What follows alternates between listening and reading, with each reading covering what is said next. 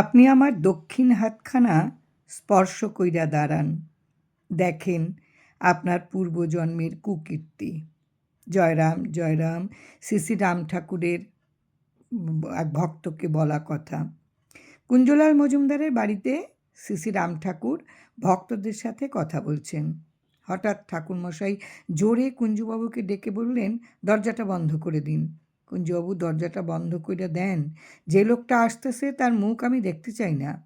কুঞ্জবাবু দরজাটা বন্ধ করতে একটু দেরি হওয়াতে ওই ভদ্রলোক ঠাকুরের ঘরে ঢুকে পড়লেন। ভদ্রলোকটিকে দেখে ঠাকুর বললেন, আপনি ভাবছেন কি আমারে প্রণাম কইরা গিয়া আপনি কড়িকাঠে ঝুলবেন? আপনার এত বড় সাহস?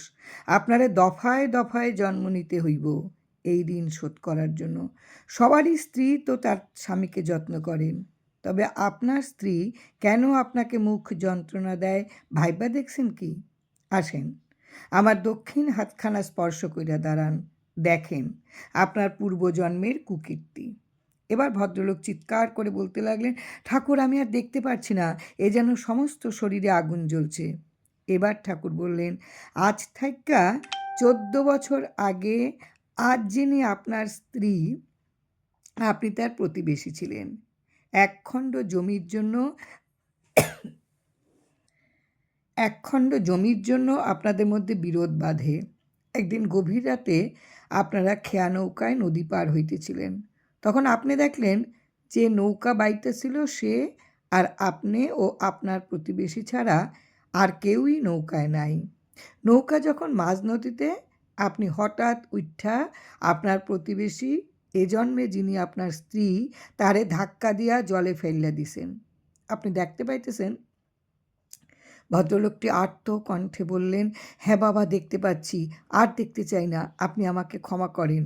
ঠাকুর ভদ্রলোককে আরও বললেন, এরপর ওই রাত্রেই আপনি আপনার প্রতিবেশীর বাড়িতে আগুন লাগাইয়া দেন এবং প্রতিবেশীর পরিবারে সবাই পুইরা মরে।